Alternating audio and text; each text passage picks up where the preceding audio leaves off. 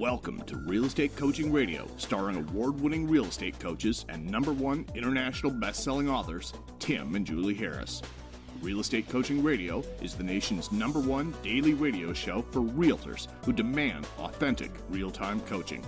Get ready for fluff-free, unfiltered, full-strength honesty about what's truly working to get you into action, helping others, and making money now in today's real estate market.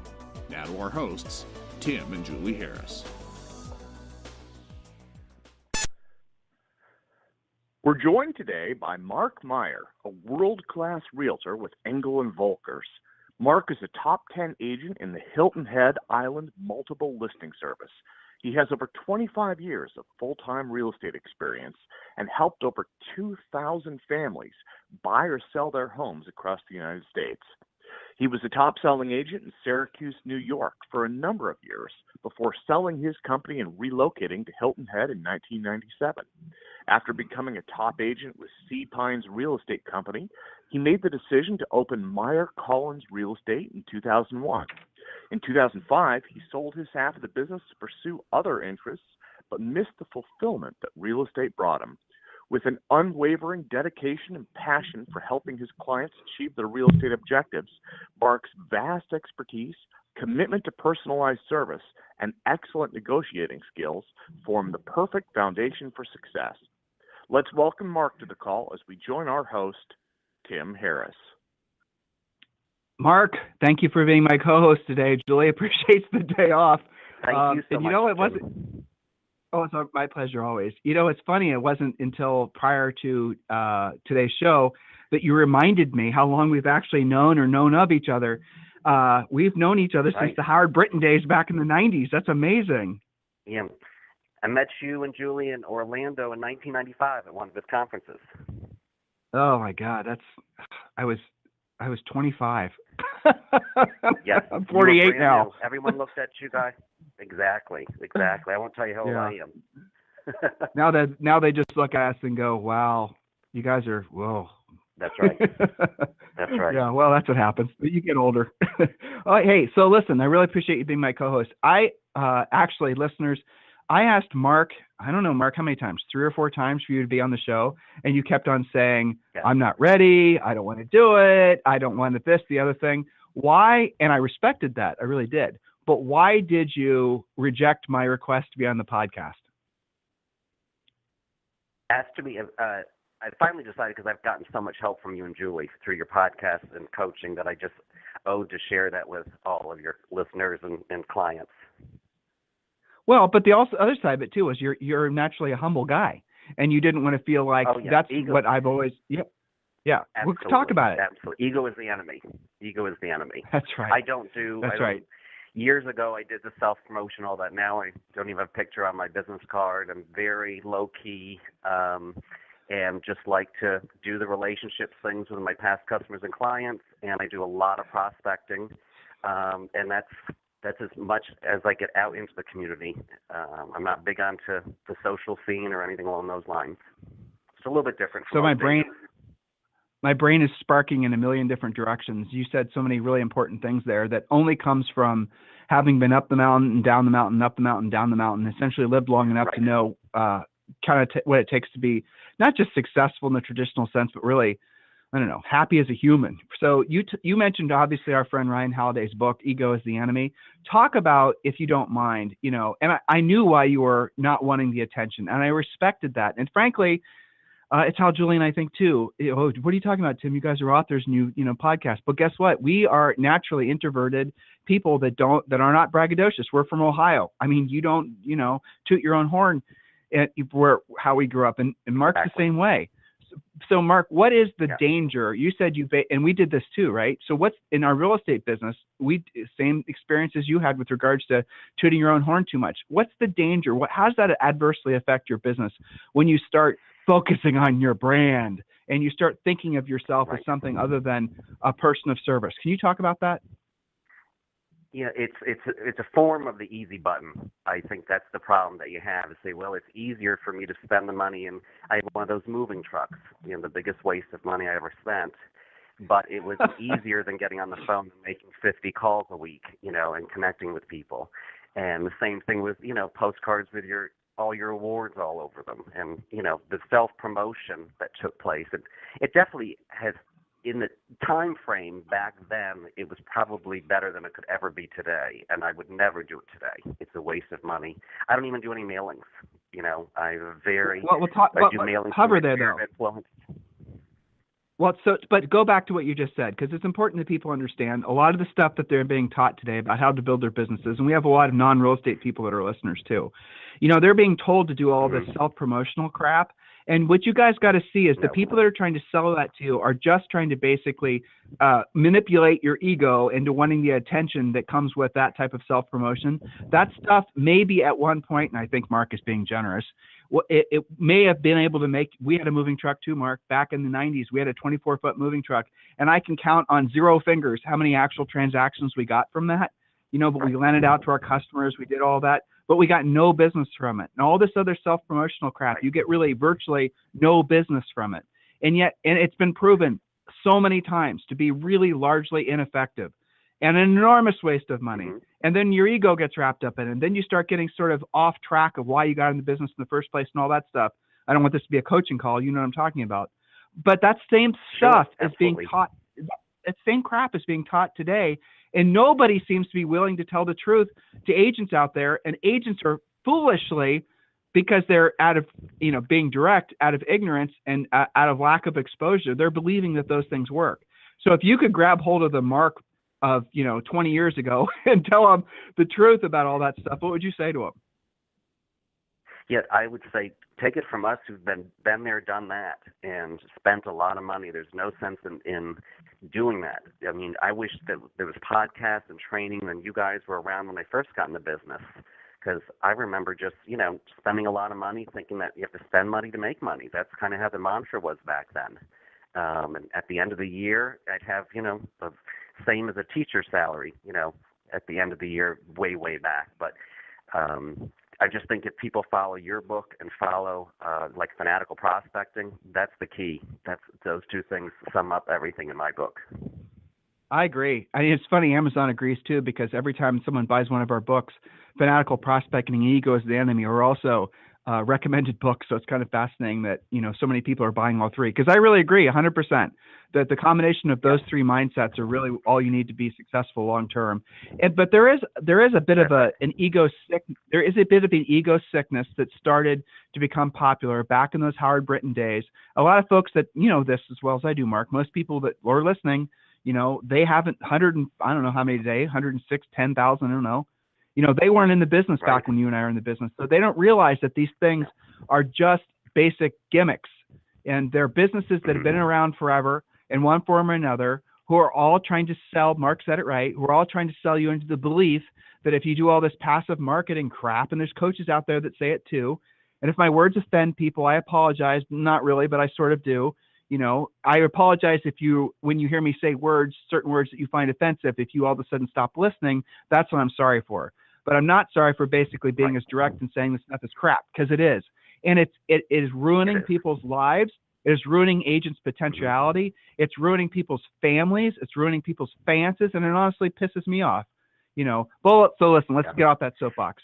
You are a rock star, my friend. So last year you sold nearly 70 houses with one assistant. You sold nearly 70 houses with one assistant. You're the number one in your office, number one in your market, in your was it region or but here's the thing that I'd like to talk about. In our go ahead. Sure. In your market. Well, I'm not going to push. My market is based upon a lot of them are teams, and companies here do it as a whole team. There may be 80 people on a team, and they're listed as one person. So if you took all the single agents, then I was in the top one or two. The other one was a builder's rep. So, but let's be honest, nobody cares. Sure. Yeah, but Mark, right. You know this. Exactly. Nobody cares. Exactly. Buyers and sellers could give a rat's right. ass.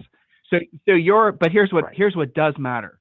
You sold nearly 70 houses with one assistant, and I'm not going to. If you want to talk numbers, you can. If you don't, sure. I respect that. Some people don't want to talk about revenue. Some people don't want to talk about net. But listeners, here's what and it's up to him. I'm not going to make him uncomfortable. He's my guest. But here's really what matters. if you sell nearly 70 houses and you have one assistant I'm most assuredly paying less than $50,000 a year to, you are making hellacious profits. And Mark, are you buying any of your business? None Okay. at all. So I always feel okay. if you want Zillow leads, get a lot of listings and put them on Zillow.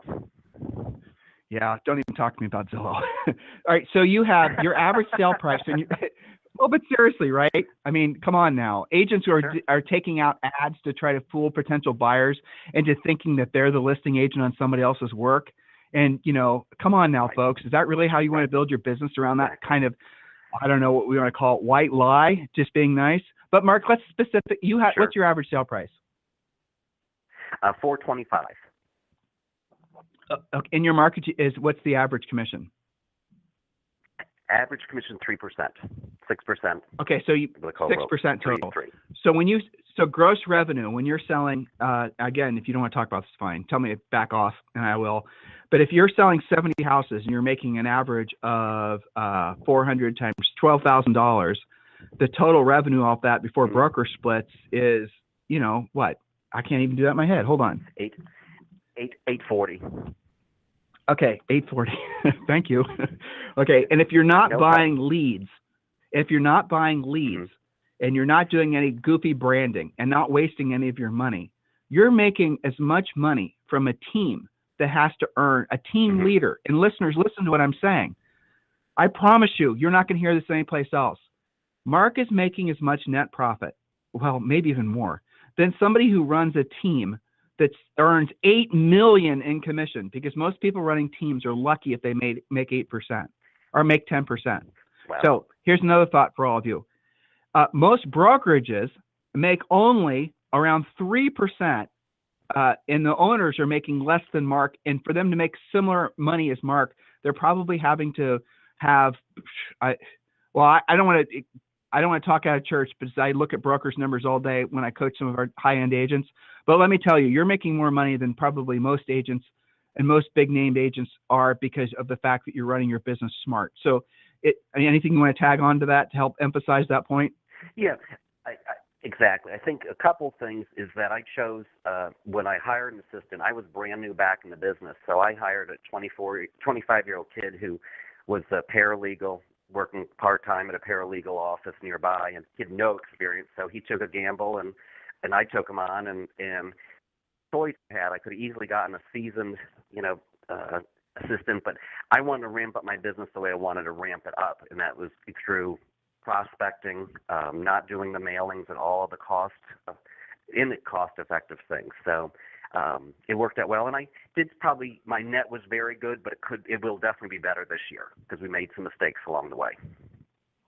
Well, okay. So first of all, that's a good segue for me. What are you doing to generate leads? I'm sorry, I missed you. I'm sorry. What are you doing? What are your lead generation spokes? What are your primary sources of business? Yeah. Sphere of influence is the number one. Number 2 will be expires and withdrawals. Number 3 is going to be past customers and clients. It's been 10 years since I was in the business, so a lot of them are still finding out that I got back into the business. And then I do a little bit of open houses for listings. I don't do it for buyers, but for listings we do that. And then it would just be, the rest is going to be just self-generated through for sale by owners and other miscellaneous prospecting ways. You are a scheduled guy, right? You have the morning schedule, the routine down pretty consistent, right? So talk about that. Exactly. How important is having a schedule? What is your schedule? Share with us. You have to. Yeah, basically, I come in every morning. I'm not as early as I used to be. I get here by 8 o'clock. I pull up all of the expires and withdrawals for that day, do the research and getting all the numbers and so forth, and then start making my calls at 9 o'clock. And then I have follow-up calls from the day or 2 or 3 before it expires that we delivered free listing packages or mailed those packages to.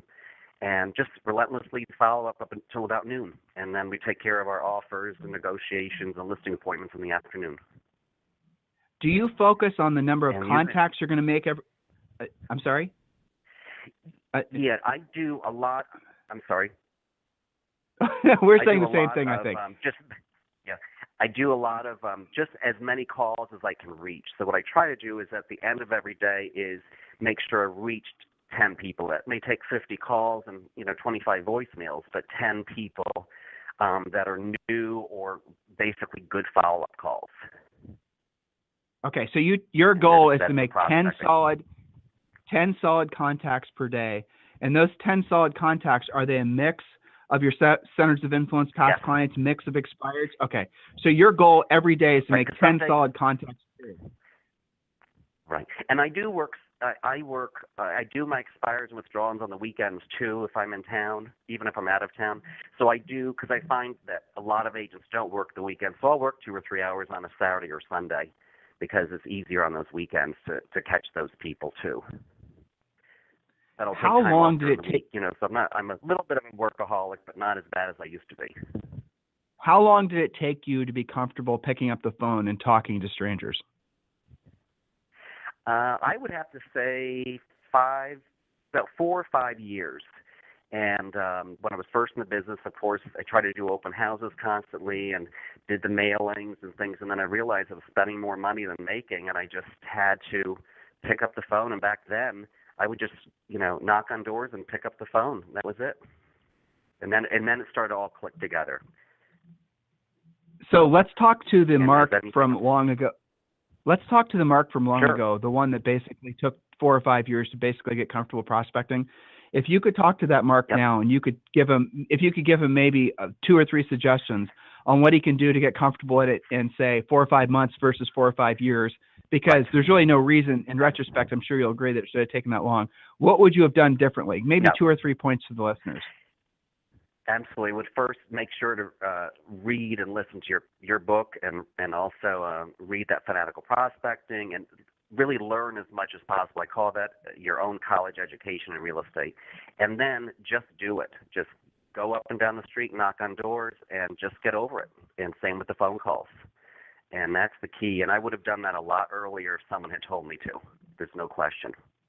I was in an office that had a lot of seasoned people with, they just got call-in business all the time. I was one of the only new ones. So I really didn't have any direction other than I had top producers near me, but they had call-in business. When you were in the business originally, about the same time Julie and I got into the business, prospecting was seen as something only new agents do, or sort of like the fringe agents. Marketing and branding, as it is now, was very popular, and because agents were all gravitating towards the thing that they could do that would somehow passively have it so people called them, because the nature of an inbound lead is different than the nature of an outbound call, right? So that was the belief that you could build your business around that. And I think you were generous in saying that maybe back then it worked. I suppose it did, but the reality of it is now it's oversaturated and nobody pays attention to that stuff anymore. And what's fascinating is, having been in this industry for as long as both of us have, Mark, is that the pendulum has swung back, right? So now that everybody's doing online passive, nobody's picking up the phone effectively. And so if you go and pick up the phone where everyone else is trying to do this passive crap, people are going to actually be receptive to you because there's a voice on the other end of the phone. It's not just some stupid message on Facebook. So I hope listeners are understanding the power. Well, did you resist originally being scripted, knowing, having basically being scripted, or did you try to wing it? What was your approach? No, I resisted, as most people do, and then realized that the only way to do it is to have it perfected. It's just like a actor that gets on stage. If they don't know their lines, they're not going to have a good performance. And that's how I feel when I get on top of that phone, is that I have to be up and have my scripts and everything down completely. Now I don't have to look at any paper, but it took me years to become paperless in front of the phone. And you have to have scripts. There's no question. Why did you resist originally? Do you even remember? Fear. Everyone has that. It's like, a fear of rejection, and I remember someone just swearing at me or hanging up the phone, and I felt like nothing. I thought, oh my God, why am I in this business? But it's the best business you could possibly be in. And that took me 10 years to realize that. When I got out of the business, I wanted to do something else, and then I realized this is the best business ever. I completely agree. We have a lot of entrepreneurs in the business, and they send me emails.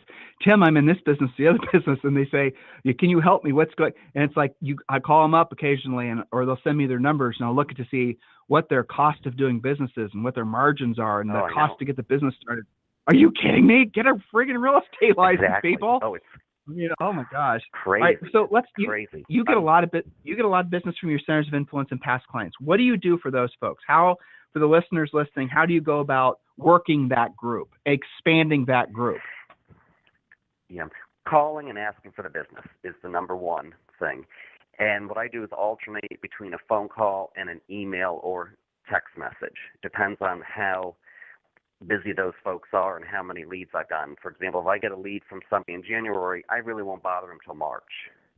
I won't call them in February again. But it's really the key thing is in just calling and being a friend and saying hello and hope the kids are great. What do you think of the weather? Hope you get to the beach, Or I'll drive by their property if it's a second home and say, I just want to let you know your azaleas are out. It looks great. Just thinking of you. It's just those types of soft calls, I call them, but being in front of them. And that's the cheapest, easiest way. It is. And the other thing is that you don't have to, you don't have to say, this is a business call. You can say really nice, receptive things like, exactly what you just said. I was just thinking about you. I was just driving by your house. Your property looks fantastic. And you don't even overtly have to ask for business every time. You can just say passively, hey, by the way, if you run across anyone that I should be helping buy or sell real estate, please do, I would appreciate it if you consider passing my information along to them. When you say stuff like that, listeners, Absolutely. every one of you can say that, right? I mean, that's not something that's going to make you, I don't care how much you don't consider yourself a salesperson. You can say that, right? Of course you can. And it's easy and it's fun. Of course you can. Right. You know what's really and surprising your too? script of just sure. I just love go ahead. That, hey, is there any way that you can help me out? We're trying to achieve our goal this year. We're trying to get the business going, and they all want to help you out. They all want to use that word. Can you help me out? I'd love the assistance if you don't mind. What's also fascinating too is not only are most people very receptive to you asking, they're pleasantly surprised that you asked. Because they appreciate the fact that you see them as somebody that can help you. So when you ask somebody for help, guys, you have to suck up your ego a little bit. But what you're doing is you're making those people feel important because you're asking them to help you. I don't know if psychologically, well, look, most agents, most people are so wrapped up in their own heads about, oh my God, what if they say this, I say that? What if they make me feel this way or that way? Guys, even though Mark hasn't verbalized this yet, I'm sure all of you are feeling this. Mark has matured to the point or evolved to the point or whatever word you want to use to realizing that this business is about being of service to other people. When you have that as your prominent Absolutely. thought, I am in the people service business, that ego shit melts away. It doesn't ever go away. And I'm not saying prospecting is ever not going to suck. It probably always will, but it'll suck less because you're in tune with. Well, okay, so let's talk about that. It always will, right? And yet it's the lifeblood of your business. Prospecting is the lifeblood of your business. Mm-hmm. So how do you do it when you don't want to do it at the highest level? How do you do that? I really look at it is it's like anything that you don't want to do. No one wants to diet. No one wants to work out. It's just healthy. It keeps my business healthy. It keeps my mind healthy. It keeps me interested in the business. There's nothing better to me than to secure a listing that was an expired with 4 other agents, and I'm the 5th one in the door. And love that. I just think it's great. Same with the for sale by owner. Be of service to them over the phone for 3, 4, 5 months, and then they finally call and say, hey, you've helped me out. I couldn't get my house sold. Now it's your turn. Come and list me. Nothing feels better than that. That's the prospecting works. It's the gratification of helping them out. When you have somebody on the phone and you're trying to differentiate yourself, or they're trying to figure out what makes you different. Sometimes they're even as bold to say as, all you realtors sound the same. What makes you different? How do you answer that question? Or do you not answer the question because what you, do you say things in such a way that doesn't become a question because you headed it off ahead of time with your presentation or your scripted approach? I think both, but also I've got in regards to a pre-listing package, the minute I talk to somebody, that same day they're getting it. Or if they're out of town, then they get a UPS to them. So that answers and really makes me very different from other agents overall. And the basics of it is from your program, and then we've just added pages along the time. Add here, add there, different things. But overall, 90% of agents don't even have a pre-listing package in my marketplace. They just don't. Isn't that awesome? They do. But let's be honest. Yeah. Great. Well, from a competitive perspective, don't you love the fact that they don't have PLPs? I remember when Julie and I sold real estate, I loved it when they didn't have PLPs. It was great, wasn't it? Absolutely. It is. Competition is competition. There's no question. Right. Yeah.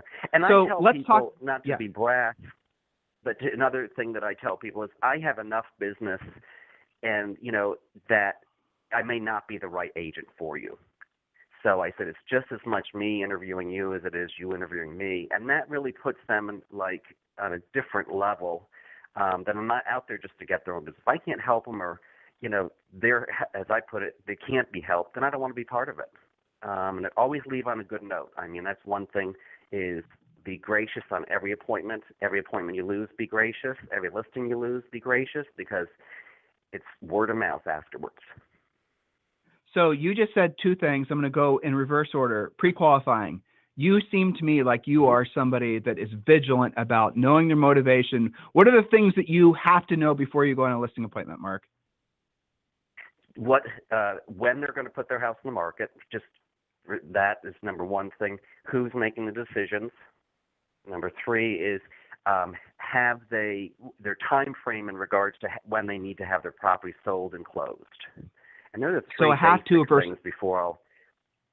Yeah, a have to versus a have to versus a want to. Exactly.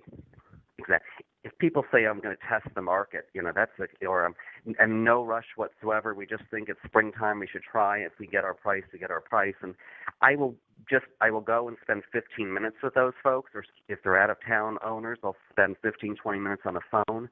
But I just put them in my system that I'm going to just keep calling them until they are ready, or wait till that listing expires with their agent that they did choose. Pretty much know the market if it's going to sell or not. Allow me to add a footnote for the sake of our listeners. If you guys are selling real estate in an area like a lot of our agents in, expensive markets are, I'm thinking of Rob Johnson in Greenwich, Connecticut. He's one of the top agents there. And out in LA, we have a whole bunch of top agents and all the rest of it. When you guys are dealing with people that are genuinely rich, they never have to. And the difference between a have to and a want to is someone that has to sell their house. They don't have an alternative. Their alternative is not, their alternative sucks. So they have to sell it, versus a rich person, which never has to do anything. And a rich person will not give you the same level of, I say rich person just because I'm trying to make a point quickly, right? They're not going to have the same level of have to as a normal person's going to.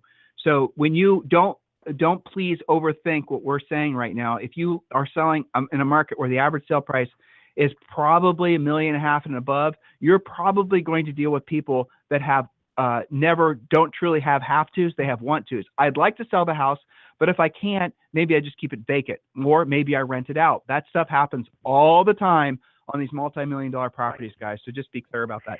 Mark, let's talk about lead follow-up. Let's talk about your lead follow-up system. Sure. Okay, go ahead. I'm sorry if you have some. Yeah, go ahead. Just one thing I'd like to touch on, because some of our wealthier clients, we always go on to their emotions. We say, yeah, we know financially you don't have to sell it, but isn't this a headache? Or wouldn't you like to put this behind you? Or, is it going to change your life if you take a $500,000 loss on your house? And hitting those buttons too, other agents don't even talk about that. But if you hit their emotional status, changing that, then that really helps in making some of those owners motivated. That's right. That's an excellent point. So lead follow-up, we're obviously zealots about having furiously fast lead follow-up, something we trademarked a long time ago. So you are, I know, a great lead follow-upper. What are your rules? How long do you wait to call somebody back or email somebody back? Or what are your internal guidelines for lead follow-up? Yep. Plain and simple, if I call, say for an expired that I called and spoke to on Monday, the follow-up on that is they're going to get their pre-listing package, a handwritten thank you note with a wax seal.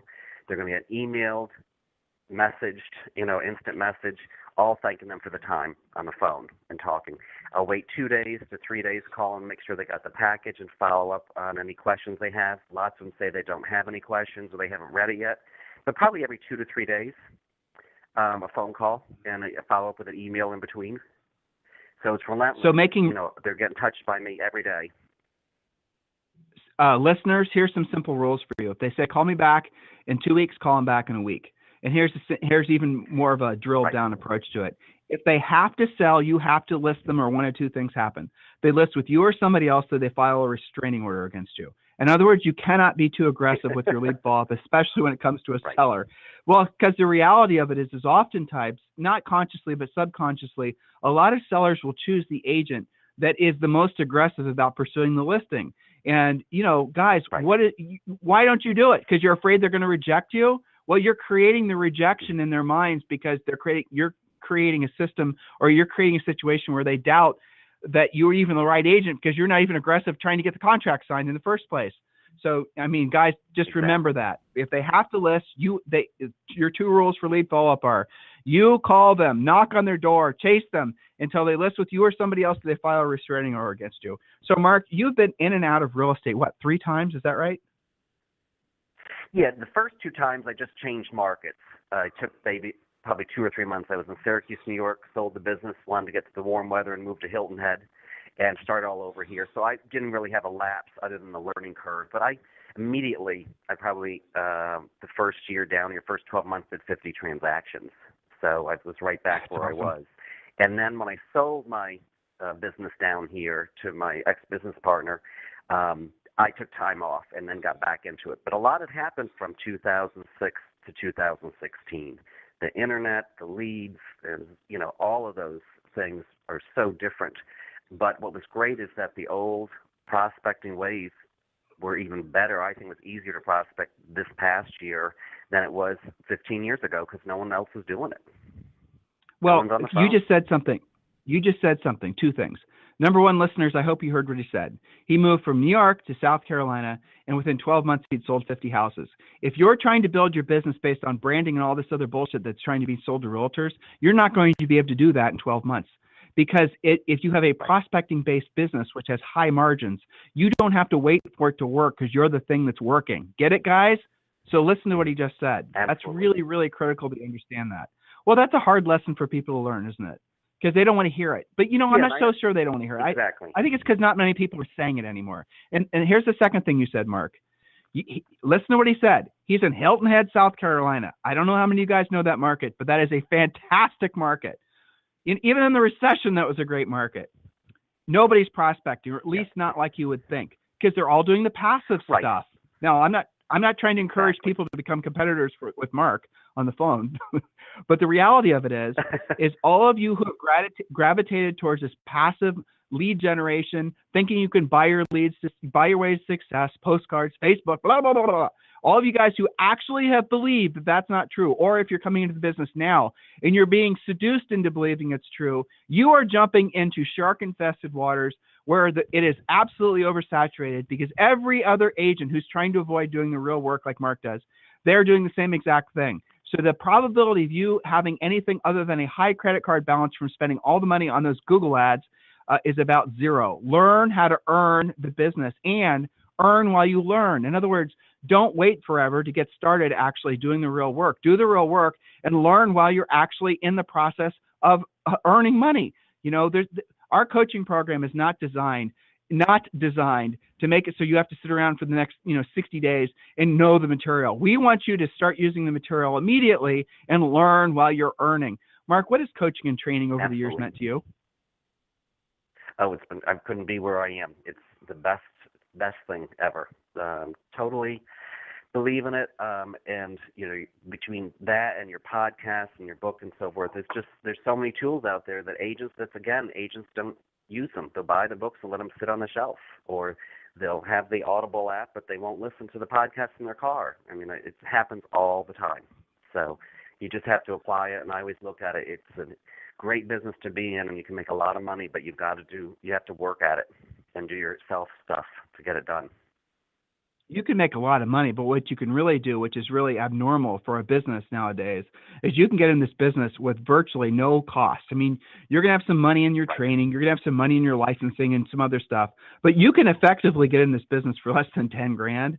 And the overhead for running your business every single month is nothing. Really, it's what, $1,000? Most of you guys can run your business on $1,000 a month. And then depending on your market, you can make hundreds of thousands of dollars per year if you're willing to do the real work. Most of the money you make will go to your pocket. And with the money, after you pay your business expenses and your taxes and your Mickey Mouse, you then invest it. You buy rental properties. Those rental properties, this is what Chapter 17 in Harris Rules.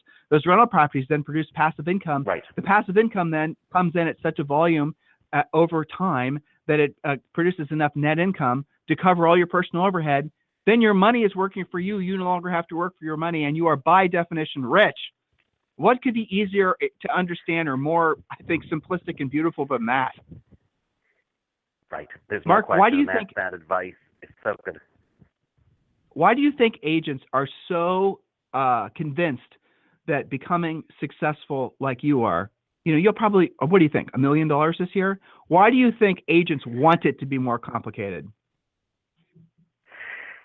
I think they think to make that amount of money, you got to have, a master's degree and make things more complicated. It just isn't that complicated. But a lot of them, the problem is people are afraid to pick up that phone or afraid to knock on that door, or to work hard. Work ethic is another thing that anyone that I talk to or come and work for me, I said that you've got to have a good work ethic. You've got to make the most of your time. Just because you're sitting in the office for 8 hours, if you're not making calls, you're really not working. That's right. I mean, if you're not putting yourself in a position to hear a no from somebody 5 times a day, and I'm not talking about, your family members or your 4-year-old, like we hear no from Zoe all the time. Sure. But if you're not in the position to hear no from a potential buyer or seller at least 5 times a day, you didn't work. There's a little thing that all of you guys should write down.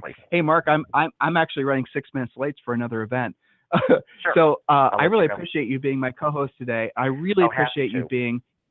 Yeah, I sincerely, look, just between you and me and, the 100,000 plus that are listening right now, I really appreciate your, your contribution to Julie and I's lives and our business. And I really appreciate the fact that you're out there being I think really being a beacon, a North Star for a lot of agents. And hopefully this podcast will encourage a new generation of agents to realize what a blessing this business is. Or frankly, if you don't follow the advice from Mark, what a curse it can be. So, Mark, I really appreciate, you. And if someone wants to send you a referral, how can they do so? Sure. My phone number, call or text 843-816-0693, or email is preferred, Mark, M-A-R-K, .mayer, M-A-Y-E-R, @evusa.com. Excellent. Mark, I really appreciate you being my co-host. Listeners, oh, it's my pleasure, of course. So, guys, there it is. There's the truth. There's the path for you to follow. Now it's up to you to follow it. If there's anything we can do for you, listeners, please go to freecoachingcallsforagents.com. Mark and everyone else, we'll talk to you on the show tomorrow. Thank you. Bye-bye. This program has been a presentation by Tim and Julie Harris, Real Estate Coaching. For more information on our real estate coaching and training programs, visit our website at timandjulieharris.com. Remember to tune in weekdays at noon for upcoming shows. And until next time, thank you for listening to Real Estate Coaching Radio with Tim and Julie Harris.